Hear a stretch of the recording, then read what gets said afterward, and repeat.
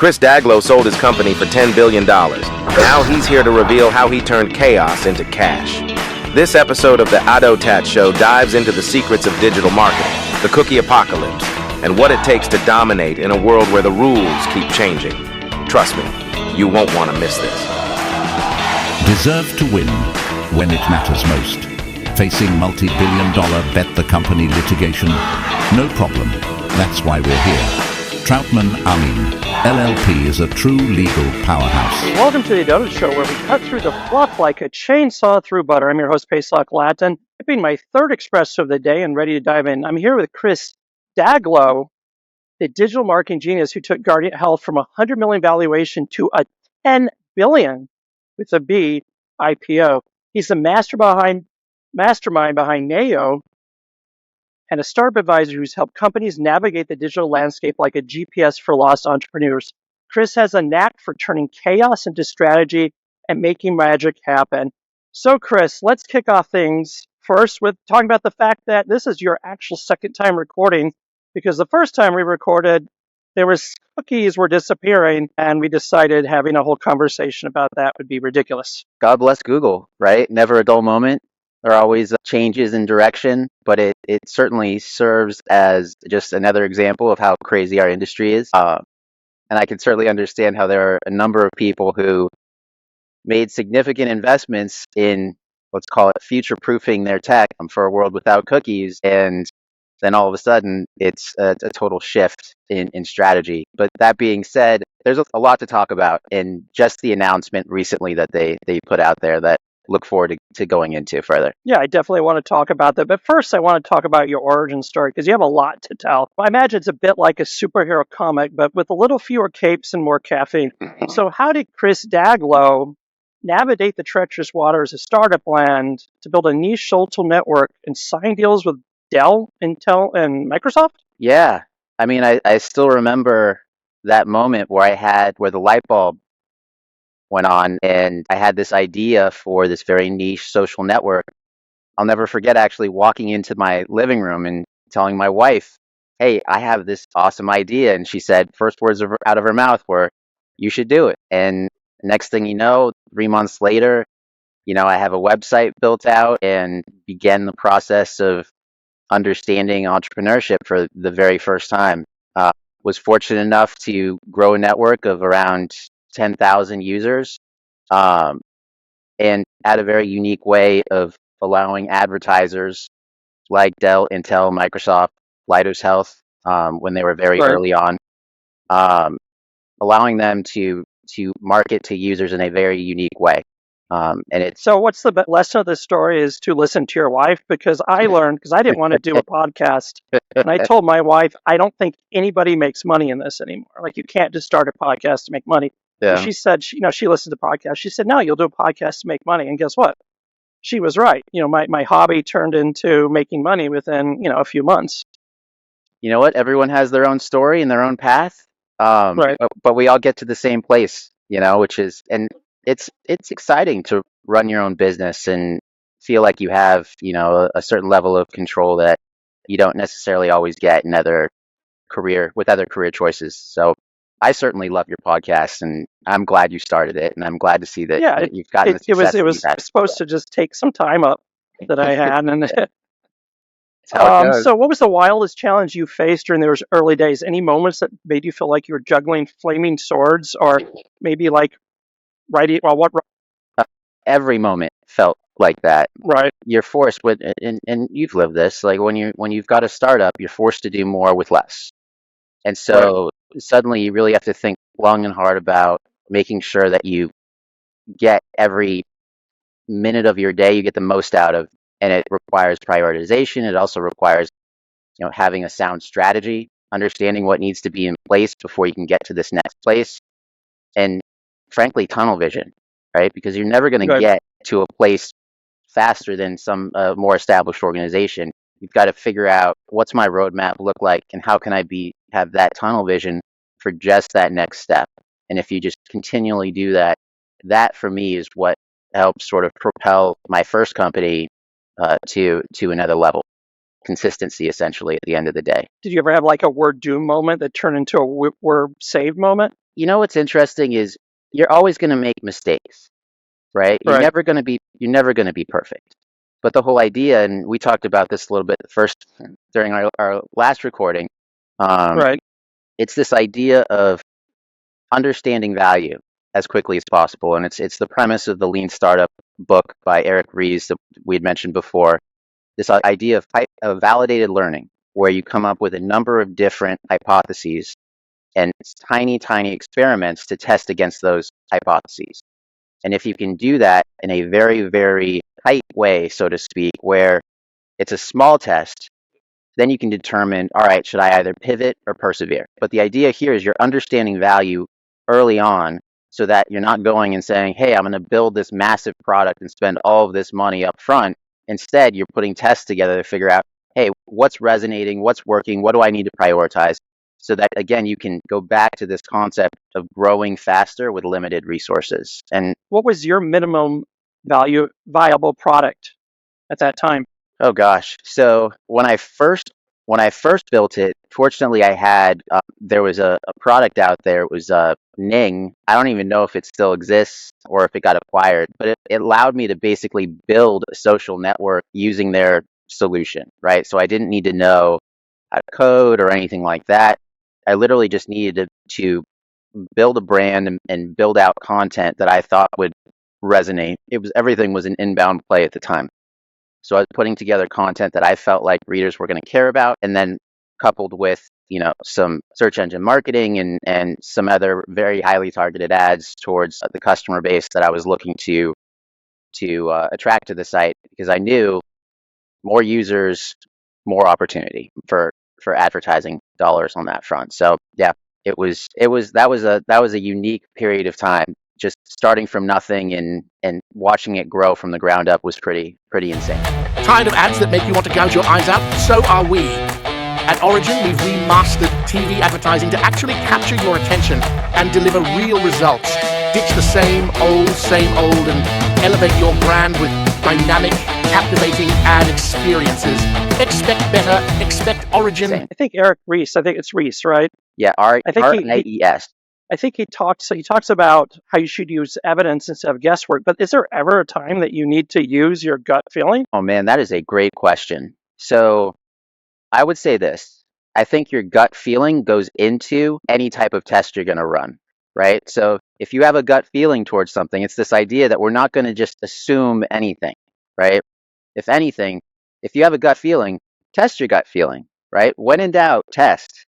And if you can test against it and then have measurable results to say, hey, this is working or this isn't, well, you've saved yourself a lot of money and a lot of time, right? Which is what every startup is trying to do. But it's a great question, though. So how do you think these early experiences shaped your approach to building and scaling a business today?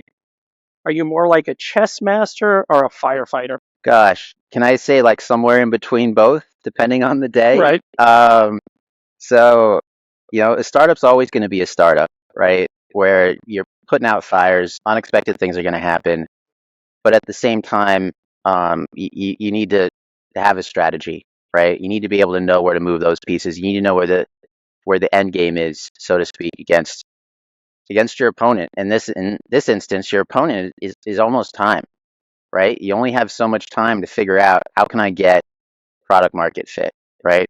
How can I get these essential pieces that I need to be able to truly go to market, right? How can I understand what I need to prioritize within the development process so that we're allocating our spend towards the most important features based off what the market's looking for today. So it's any of your experiments that went really, really wrong? Oh gosh, that's a great question. Or a surprise, like so that you were trying to build a doll and out came Frankenstein, or Frankenstein's monster. Sorry. Well, I had a killer website that was built around this concept that third-party cookies were actually going to be deprecated. Right. That assumption didn't quite work out so well. Granted, we'll talk more about how that doesn't matter, but let's just say I had to tweak a bunch of messaging that I had that we had run a number of experiments against to see, what is resonating, right? What is a set of keywords? What's a line of messaging that will actually help resonate with people to understand like what the problem is prior to even talking about what our platform does. So that was certainly we just got the new site up actually today, believe it or not. But it definitely, Google created a lot of work for us, unexpected work for us, but it's all good. That's just the nature of the beast, so to speak. So obviously Google is not going to nuke third-party cookies anymore. But I've seen a lot of people say it doesn't matter because with all the privacy settings and discussions, cookies will eventually disappear or be a very minimum part of the ecosystem. What do you think of that? Well, so first off, 30% of sessions already aren't going to have cookies. Like, it's not like Google controls everything, because they don't. There's, this web browser called Safari, run with a company called Apple, that is now actually talking about security and privacy with the recent ads that they're putting out, right? So that being said, essentially what they did was they changed the way in which they're going to do the same thing, right? Instead of saying, we're going to shut them all off, they're basically saying, we're going to give users the opportunity to opt out, right? Right. And we all know what happened when Apple started putting up the tracking notifications for any app in iOS. People had the opportunity to opt out, and shocker, what did they do? They opted out, right? They opted in for privacy. So to that end, what's going to happen, and the way this is going to play out, is the same way that anything else has played out right now with all of the MarTech that's out there. Their features are going to work sometimes, right? And the sometimes is moving from 60% to 30% to 20%, and it's just going to keep going down because that signal loss appears. Right. So I think over time, Google's going to pop it over and over again. I don't think it'll just be an install. I think we're going to find Google is say, like a lot of products, like my iPhone reminds me all the time which apps are tracking me. It says, do you want to continue having your Geico app track you? And I keep on saying yes because I want my discount.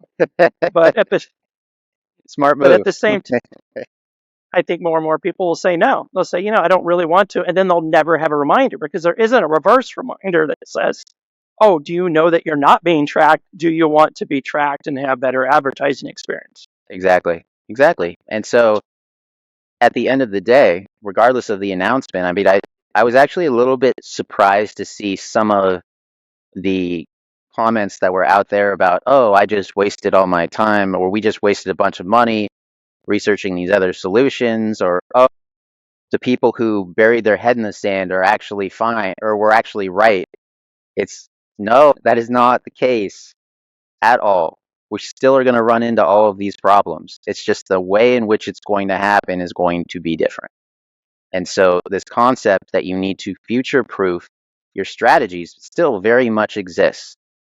So I'm hoping your audience is listening to that, because it's probably the most important message that I could send out there right now, given the current landscape that we're in. So what are immediate steps that marketers can still take to adapt to this future? That's a great question. So if it's all right with you, you have to go backward to go forward in a way. Right. So back in the day, like even going back to my first company that I launched, I had a very, very simple play. I would go in, I'd paid for my Google search engine marketing keywords that I knew, like, hey, these are people who are actively searching for something, right? What I consider high intent audiences. And what I'd do is I'd have them come through to my website, directly to my website, and then I would retarget the bejesus out of them across every digital platform out there, right? So Facebook at the time, Google, Twitter at the time, on down the list, right?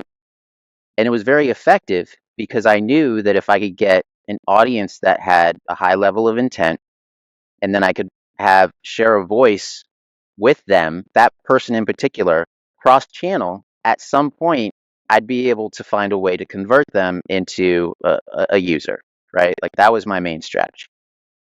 If I wanted to do that today, technically, I could build out a campaign that looks the exact same way as I did back then, but it would not work the same way, right? Why is that? Because if I have a SEM campaign, right, let's say I don't know, you pick your keyword, whatever it may be, it doesn't really matter for the sake of discussion, but let's say I have a keyword campaign where I've got somebody who did a search, they came through to my website, and I wanted to say, okay, I want to retarget this person across all of these different channels that are out there. Well, I could retarget them, and I could even build a Google retargeting campaign if I want to. But the only place that they would be retargeted for the most part would be Google assets, right? I wouldn't be able to send that to Meta now. I wouldn't be able to send that to X. And that is what's happened. That's just one of the things that's happened over the course of the past, call it 5 years, where the amount of times that these strategies actually work or the way in which they work are totally changed. And it highlights a trend that's happening right now, which is a movement towards, as you know, walled gardens, right? Because here what happens is all of these different companies are emphasizing what their biggest value is. And what their biggest value is not their algorithm. We don't need to be going backwards to contextual targeting. Their most valuable asset is their identity graph. And so when we start talking about what marketers can do now, the idea here is ensuring that you have a data set, right? Your first party data. When I say first party data, I'm talking about perhaps your CRM data, your app data. I'm talking about any purchased data, like a target list that you might have. The idea here is you're taking this data and finding ways to activate it based off signals that you own that are specific to your business, and then sending what matters to all of these different walled gardens, right? And what matters is the audience, right? The appropriate creative collateral to showcase to that audience, and then sending it to a Meta, sending it to an X, sending it to Google, and saying, hey, match this audience with your identity graph, match them with this collateral. You guys go back to being just a channel, right? You do that very well. You've got a remarkable channel. And in return, all I'm looking for is the metrics for that particular cohort. So I can understand for people that are within that particular stage of the adoption process, I can understand what's resonating and what isn't across that entire group. And so when you talk about immediate steps, it's stepping up your data game, essentially, whether it's first party data or even third party data, and then utilizing that to ensure you can connect to all of these different identity graphs cross channel. So it's basically retargeting on steroids, and have the ability to then understand what's working at each phase and then optimizing as you go, because you have got a rich data set based off all of these different, essentially what they are reach campaigns with audiences at very particular stages of the buying funnel. So what do you think the next big shakeup will be? Since we don't have the cookie apocalypse, and it seems like every 6 months we have another announcement, if you could look in your crystal ball, what is the next big shakeup? There's a lot of MarTech that doesn't work. And so I think the shift that we're going to see is, and it's going to be progressive as more people opt out. And suddenly all of these features that were built based off data signals that existed when they were first built, all of a sudden they're going to become less and less effective. And as a result, I think you're going to see a lot of companies that have made big investments in MarTech, and they're not going to see that return that they're looking for. You can already see it with some. I don't want to call out any vendors on a show like this, but you can already see, if you go through LinkedIn, the number of big names that are out there where it's like, we're not getting ROI from this. Like, I don't even know, why we're invested in. And certainly they have 2-3 year contracts for a lot of these big vendors. And so I think the major shift that we're going to see is this movement away from black box solutions, which is what a lot of these vendors are, and a movement towards more transparent solutions that are out there that solve real world problems, but also future proof, right? This concept of data privacy compliant advertising, or outreach, I should say, not just advertising, but outreach, that will work regardless of what curveball Google throws at us, or name any other, big media hub that's out there, there's you never know what they're going to throw. So it's this idea of essentially taking control of targeting and attribution reporting at the end of the day. So without naming names, though, what type of tools are marketers going to lose, and how big will that impact be? Oh gosh, without naming names. Right. So I think that in the B2B space, particularly, all of these different account-based marketing solutions are broken, continue to break, and will continue to be breaking over time based off, and it's not just cookies. It extends beyond that. Like once upon a time, you could do a reverse IP address lookup and understand people or companies that were coming to your website. Right. That now, if I go onto a site and I have my tracking set up to be not tracked, I could be in San Francisco and it says I'm in Napa, as an easy example, right? Right. And so suddenly that signal is lost. So you can't look up what you don't have, right? You can't track what you don't have. You look at what's happening for attribution reporting. Like it's a hot mess. I mean, GA4, nobody's singing their praises. I guess that's the one company I could easily point out Right. safely. Yeah, no one has a problem calling out Google. Yeah, right. I just had to redo my website because of them. So there you go.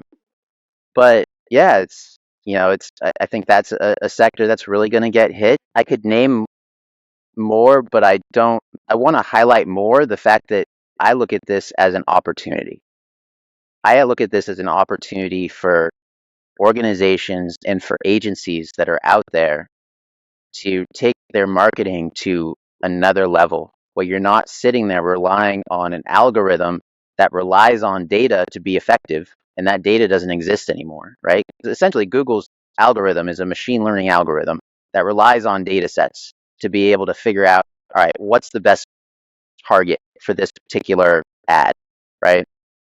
And so with the fact that you have less amounts of data feeding this algorithm, instead, the opportunity is to say, hey, let's take all of these signals that we already know exist because it's our own data, right? Or it's data that we've purchased that we trust, or it's maybe even partner data, right? Second party data, whatever it may be. And let's utilize these data points to truly get right channel, right message, right time everywhere, across every channel imaginable. And I'm not just talking about ads, I'm talking about utilizing email, utilizing SMS, right? Heck, utilizing notifications, right? There's a number of different applications that you can utilize when you understand and unify your data set and activate it over time. Essentially, what you're building is an engine, ultimately. How is AI going to be used and making the most of data? Oh, gosh. So this is where we go into the discussion of AI means something different to everyone, right? Right. So for some people, you might say, is make me a video of puppies playing in the snow. And then all of a sudden, a video of these adorable puppies just doing their thing, right? Right. Generative AI. Exactly. But in reality, what's funny is AI's been around forever, but other forms of AI have existed that used to be called machine learning, and now it's called AI, right? So there are a number of different areas that I see that are valuable. I see in marketing solutions, I see some new products coming out with language learning models, the LLMs, Right. which I think is fascinating. The only trouble is, Any specific companies that they're excelling at this? I don't see any that are necessarily excelling, but I'll say this: the early features look promising, but I still have a question mark at the end of that statement, only because you follow LinkedIn closely so you can keep a beat on the market. And you can tell that a lot of these a lot of these users that are posting are saying, like, I know when it's an AI generated message, like they can tell that, whatever outreach that was put together was not done by an actual person. And so the $1 million question is going to be, is AI almost potentially too good, or is AI at a stage where it's not meeting the mark because there's a 2% or 5% error within an email that somebody can sniff out in a second, right? So that's an interesting route. For where sort of I see the future and where we're headed. It's more this concept of utilizing AI, including machine learning, to create a foundation for people to future-proof their targeting and attribution efforts. And by future-proof, meaning you don't have to worry about third-party cookies anymore. You frankly don't even have to worry about, the opt-out component when you're not worrying about third-party cookies. You're looking more at first-party data, right? And ensuring that the data sets that you have are rich data sets that are legitimate, right? And by legitimate, I'll go back to a B2B example. Last demo date, right? Last meeting date, last phone call, right? Those are all meaningful first-party data signals that you can utilize to determine what is the best next message for this person.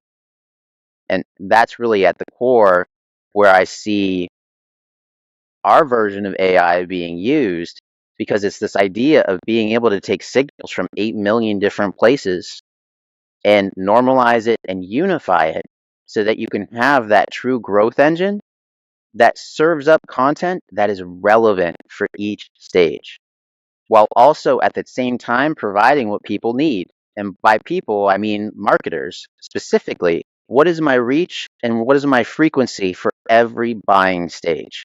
How many unique people did I reach, and how often did I reach them, right? And if you can showcase metrics like that, what you're defining, even for your executive team, when you're doing your digital readout, what you're defining is this idea of access. You're gaining access to people within a very particular stage of adoption, right? Which is something that is very difficult to do now in a world where we're losing signals as we go. Because like I said, my first strategy back in the day would not work the same way now. And so this is where, going back to your question about what can marketers do today, figure out ways to utilize AI, get your data ready for activation and attribution, right? Understanding who's at what stage and what's working and what isn't. And then, oh, by the way, tying all of that revenue back to your outreach based off who you're targeting along the way. Before we go into your company, I want to talk a little bit about your thing for Italian food. If you could eat all the Italian food you ever wanted, what would your ultimate meal look like? That's a tough one. Pizza or pasta? And I definitely go for like some seafood pasta, something, man, down Ooh, in like a nice bronzino, maybe? I'm already, like, my mind now is in the Amalfi Coast, and I'm getting transported as we speak, just the freshest food on the face of the planet. But I do have to admit, though, part of me would want a pizza only because it takes me back to when I first met my wife when we were traveling abroad in Florence, Italy. Right. Hence the painting behind me. Is that the Ponte Vecchia? I see Yeah. that. Yep. I don't know if I Oh, have very it nice. in. Yeah, I don't know if I have it Might in be that chocolate. little thing on the top. Yeah, it might be. Yeah, but I was fortunate to meet her there because I had absolutely zero money as a college student, but I could take her out for pizza, and it was the most romantic dinner on the face of the planet. So it worked out. So besides your wife, if you could invite any 5 people to share an Italian feast with you from the industry, who would they be? From the industry, man. And I remember you asked this question before, and I think you said your wife before. I don't know. Well, maybe that's why. Well, I'll tell you this. I pivoted to one person, and it was going back to Eric Ries and the Lean Startup. And Right. the reason why I pivoted to that was because that book changed the trajectory of my career. Like Right. I learned a new way to learn, if that makes sense. Like I learned a new way to understand how to grow with less. And it was a framework. I still remember reading the book for the first time. I've read it like 4 times now, and every time I read it, I get new ideas for whatever I'm working on. But I remember reading it for the first time and thinking to myself, these concepts are so straightforward. I feel like an idiot that I didn't think of them myself. Like I didn't think this way before, right? Instead, I would have, as you mentioned, a gut feeling And I was like, oh, all right, I'm going in this direction, right? Without any true thought as to, is my assumption true, right? And so to that end, it's, you look at what we're working on even right now, like the ability to ask marketers questions on what are their biggest struggles, right? That was one of the earliest things that I went down. And not, I keep in mind, like, I'm one of the people, right? Like, I'm one of the people who was going through these pains. When I worked at Zep, I was seeing money just literally just getting burnt up without any type of attribution or targeting that could actually showcase ROI. And so that's when I started digging in further and trying to understand, like, what are the gaps in the market. And it all starts with this concept of validated learning that I learned from Eric Ries. So maybe I'll connect with him someday. But that guy, the amount of stuff I learned from that book was unreal, and it was a game changer for me. So I always try and talk up his. You know if is he still in the virtual space, avatar space? He's so Eric Ries right now. Right. He's in Silicon Valley. He does For he does people a who lot. don't know, he founded IMVU, which became Together Labs. It's Yeah, one of the first, I would say, one of the first precursors to what we would call the metaverse, or whatever we want to call it. Right?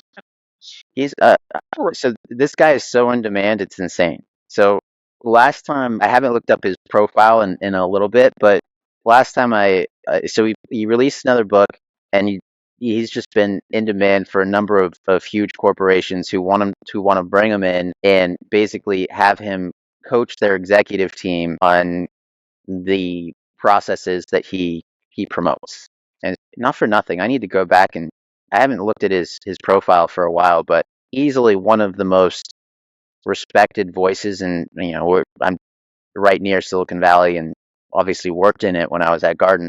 But he's one of the premier names in all of the valley, and is known very well known over there. Okay, let's talk a little about Neo, and I assume I pronounced it like the singer. Is that right? Yeah, it's everyone either thinks Neo the singer or from the Matrix. So Oh yes, right, Neo. yeah, That's so always if something different. And if those are the two connections, then I'll roll with it. I like it. so originally, I noted that it was to help people move away from third-party cookies into first-party cookies. Have you changed anything, or as we talked about, there's still need for this? Yeah, so I mean, we talked about this a little bit before. This idea that the method in which third-party cookies are going away has just changed from Google, right? Which was the precipice for us having to change our messaging, because we didn't want people to be confused and think, oh, Right. I don't have to care anymore. So click, go somewhere else. So what's the messaging now? You're still integrated in tech stacks. You enable teams to consolidate data from multiple sources, right? Yeah. Yep. Has that changed?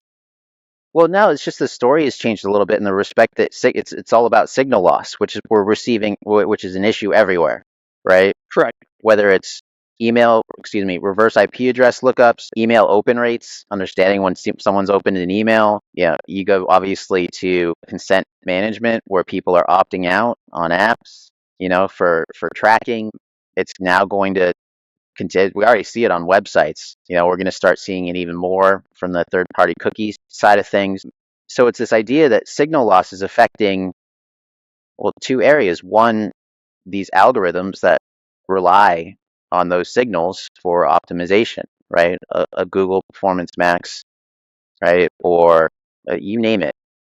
Like you name it. Like TikTok, you could look at Meta. On top of that, you even have signal loss back to think about what you did on Meta, what you can do on Meta now for targeting versus what you Right. could do prior to Cambridge Analytica, right? Think about all of those different options you had for targeting, whether it's contextual, like all these different things, like, oh, I like this person likes this, that, or the other. You have a fraction of those options now. So signal loss is everywhere. Retargeting as we know it, right? Omnichannel retargeting as we know it does not work. Like flat Right. out doesn't work, right? So how does Neo work? If I have data from Facebook, Google, X, and Instagram, how do I use Neo? I want to add a specific example. Let's say I'm a coffee company and I'm selling coffee beans. How does this work? Yeah. So if you were to look at a coffee company, all right, I love B2C examples because, or I should say, direct to consumer, perhaps in this Sure. instance, whatever you want. And who doesn't love coffee? Who doesn't love coffee? So, God bless them. They're sitting on such a rich data set, right? Because what do you have? Point of sale data, right? So you know the people who drink your coffee. You know what they bought, right? And so you have the opportunity to essentially take that data from wherever it may be, right? Either point of sale, you could have an app that's running, you could have data from anywhere you want. If you have partner data, perhaps, if you're the most badass coffee house on the face of the planet and you've got, a local store that wants to share data with you. I don't know if this is a realistic example, but you see where I'm going with this. Any data set that you have, Right. you can essentially, what you can do is you can unify that data. We use I AI could use my reward system and upload it. reward system. Absolutely. Great example. You can take all of that data, normalize it to ensure that you have a unified ID essentially for that particular customer, what they like, on down the list. How And then granular can I get, or does it really just depend on the data I put up? you can get as granular as the data set, right? Right. Because the idea here is that we've developed an AI algorithm that does that process for you. And then if there's a potential issue, we flag it for review. And so to that end, when you have a rich data set with a unified profile, you have the ability to then slice and dice that data based off what's meaningful for you, right? And so when we talk about a coffee house, we might be looking at people who have ordered within the last, or bought coffee in the last 30 days. People who have not bought coffee between the last 31 and 90 days. People who haven't bought coffee over 90 days, right? And when you start to think about these different segments, which are considered moments in time, you have the ability to then say, what do I want or not want to target these people with, right? Because the message that you send to people who haven't bought in 90 days is not going to be the message you send to people who have bought within the last 30 days. In fact, you could argue you don't even want to send anything unless it's an email, which isn't going to cost you anything, right? And so that's this idea of unifying these data sets so you can truly get right message, right channel, right time. And it goes across not only ads, programmatic, and all that jazz, but also it goes into like email and SMS, right? Let's say that you want to run a program where, for people who have ordered in the last 30 days, let's say, but they haven't downloaded the app. Well, heck, let's put a campaign together promoting the ability for them to be able to easily download an app. And let's run it across every channel, and let's add an email component to it. And heck, let's add even an SMS component if the email doesn't get a response within 30 days, right? But it's So this what idea. if, like, let's say my coffee is RFK coffee, RFK Junior coffee, and the audience is really paranoid about data? How do you address the new privacy concerns in this digital advertising landscape? That's a great question. So when you look at this, at every stage of the game, we always, live in a world where we respect opt-outs, right? So if somebody opts out of an email, if somebody opts out of text messaging, that's always going to be respected, right? Additionally, from the ad component, right? When in doubt, people should have the ability, if they don't want to be reached, that's never going to change. Like there should not be outreach on that front, right? The idea here is that for people that do want to be reached or reached on very particular channels, the only way for an organization to manage that at scale is to have a system that continually not only records consent management, but also manages all of those data sets to ensure that they can be activated across all of these different channels based off what's appropriate. And so that's the heart of what Neo truly does. It's this idea of taking a tremendously complicated process where you're taking data sets from all of these different places, unifying them, understanding consent management for every single potential touch point that's out there, and making sure that you're reaching out to people where they want to be reached, right? whether it's email, SMS, whatever it may be, and then ensuring that you get obviously the metrics that matter so that when you're sitting there doing your digital readout, you can know like, hey, I have a reach and frequency of X at this number of times that you can present to your executive team to showcase the value of showcase the access that you're offering when it comes to targeting the right audience, and then obviously telling the revenue story on the tail end based off of this. You mentioned in our previous conversation that you believe in the power of curiosity, and that matters most in marketing. So, are you more of an Indiana Jones or Sherlock Holmes when it comes to discovering industry gaps? And how do you keep that curiosity alive? I love that question. Definitely more of a Sherlock Holmes, because there's so many things that you can unearth if you have the technology in place. Like if you have the infrastructure in place, the amount of things that you can understand and optimize for success is tremendous. We've been talking about, a coffee shop, but let's shift the discussion for a second, even to a B2B example, right? So let's say we're talking about Neo. We can sit and say, all right, for all of the people who have demoed the Neo platform, but have not actually exercised a contract, we can send out omni-channel, very specific types of campaigns based off people who are at that stage. Are we going to do signal loss campaign and then introducing Neo? No, that's a top of funnel type of campaign. Are we going to do an ad that talks about product features of Neo? No, that's for somebody who hasn't demoed it yet, but they're perhaps a lead. No, for people who are actually demo the product, what are we going to do? We're going to target them with social proof ads, right? Case studies, customer testimonials, content that converts, right? And we're going to have the ability to understand what channels we're getting the best engagement on. We're going to have the ability to understand what lines of messaging are working the best, right? We're going to have the ability to understand, what kind of content, right? Or even media type, video ad, image ad, whatever it may be. And then from there, and mind you, this is omni-channel, we'll have the opportunity to take those real metrics and do two things.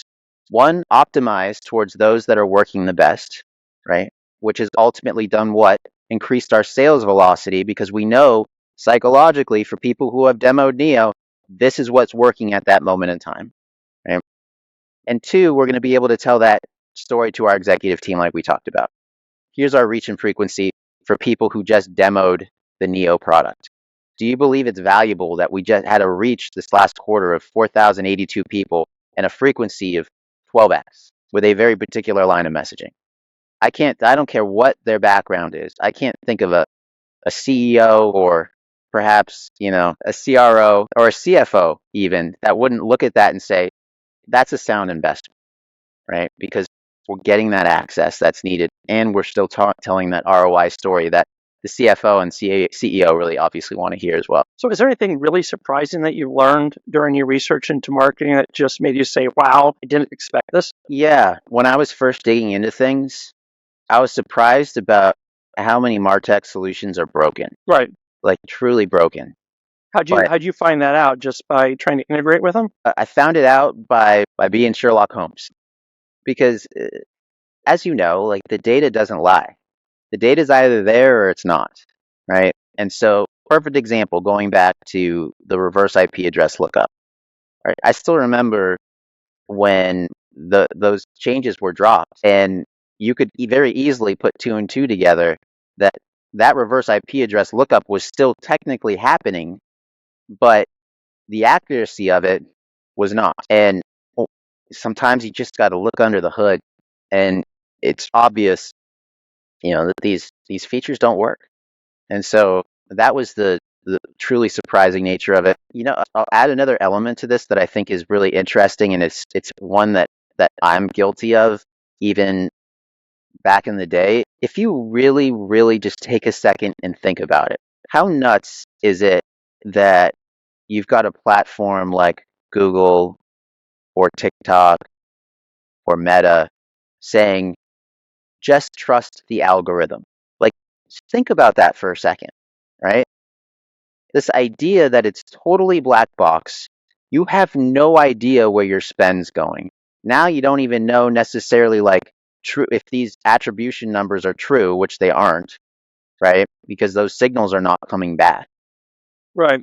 And it's moving to guessing. I think of GA4 as a guess, really, quite honestly. And, to that end, it's almost like it's because they've been around so long, it's almost like if you look at it with a fresh perspective, what you're really doing is saying, I'm going to select these categories of people that I want to go after, and I'm going to give you guys a ton of money, and you guys just figure it out. And I have no idea how this is going to work or if this is going to work. Right. And I ran a campaign recently, and I learned that when I was putting topics about, they would actually, I had it geo-targeted to the U.S. Sure. And then I found there's a new feature that is people who are interested in the U.S. And I didn't even ask for it. So I started getting all these leads from Saudi Arabia. Oh, geez. And I was targeting the U.S. And then someone Wow, had to tell geez. me, no, there's this new thing where you have to exclude people who are interested in your geographical target. And all I got was leads from Saudi Arabia. So, and I wanted to be clear, I'm not knocking people who use it, because Right. I'm one of the people who was doing the same thing. But it took a lot of research and time and almost, frankly, retooling my own mind to really just take a step back and look at this and say, why am I just supposed to trust this algorithm with my media spend? Are we going to And demand more transparency at any point, or is it going to continue being this way?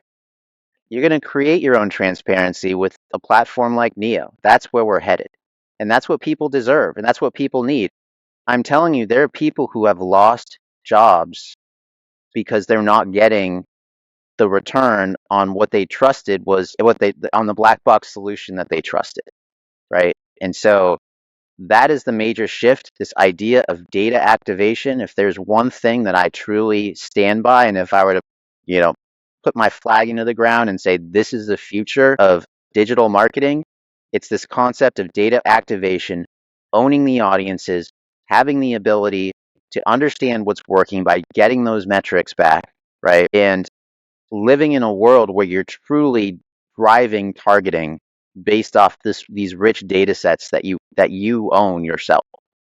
I Do you think have any that's going plan to to be the do? major. Do you have any plan to do like a white paper or something to prove that this targeting doesn't work through data sets? It's not a bad idea, and I certainly could. This is the prioritization issue that you run into, but I will tell you, and I'm sure a lot of listeners will agree, every last one of them has a story, right? I was talking to somebody the other day who had spent $8,000 on a lead gen campaign on Google, and not a single one of them turned into a customer. They were And all like crazy, not legit leads. I yeah, see it all the time. You and have no idea why people would click your ad. and you know what? About moments perhaps where you should use your gut. That's it right there, right? Like where there's smoke, there's fire, and I've seen a lot of smoke, like a lot.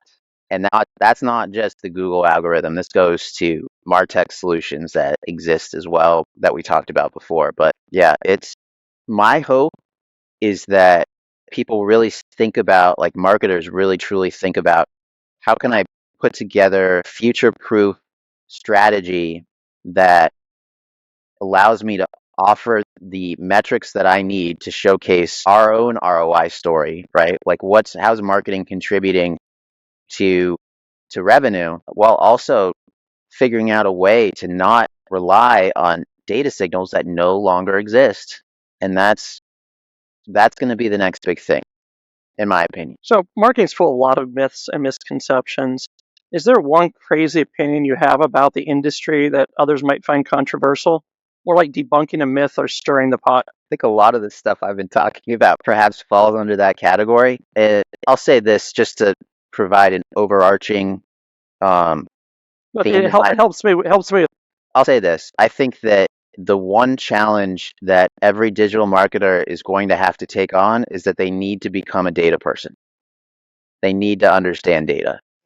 We didn't need to do that before as marketers, but I guarantee we will need to do that now. And by being a data person, it's not just about unifying data sets wherever they are. No, it's about understanding when you make a tech stack investment, you need to understand, what data does this solution rely on? And nobody's asking that question. They're just buying it because this company and that company are using it, right? It's popular, Right. right? And in reality, if you look, everyone's got to learn how to look under the hood, and that's going to be the new challenge. Right. I'd love to get you back. We talked a lot about data, and I'd love to get you back talking more about startups and challenges. We spent almost the whole 55 minutes talking about cookies, or or cookies coming back. But before you go, I always like to ask people, if you could send yourself a text message when you started in the industry, what would you tell yourself, and would you follow it? That's a great question. I would tell myself, believe in yourself and keep going. I think those are the two things that any entrepreneur wants to hear and needs to hear, and needs to frankly tell themselves, because there's nothing easy about this process. But if you stick with it and you believe in yourself and what you're doing, no limit to what you can do. Thanks for tuning in to the ADOTAT Show. We've unpacked some serious insights with Chris Daglow, the $10 billion man. If you're ready to take your digital strategy to the next level, don't just sit there. Get out and make it happen. Stay tuned for more episodes where we cut through the noise and bring you the real deal in marketing and ad tech. Catch you next time. But before we go, a big shout out to our sponsors. First up, Troutman Amen LLP, the legal powerhouses who aren't just about keeping you compliant. They're about winning, plain and simple. From tackling complex litigation to providing top-tier compliance advice, they're the ones you want in your corner when the stakes are high. And let's not forget Origin, the creative wizards at originmedia.tv. They're all about merging brand storytelling with data-driven marketing to give your business the rocket fuel it needs to take off. And remember, in a world full of noise, we're the megaphone. Stay bold, stay curious, and always know more than you did yesterday.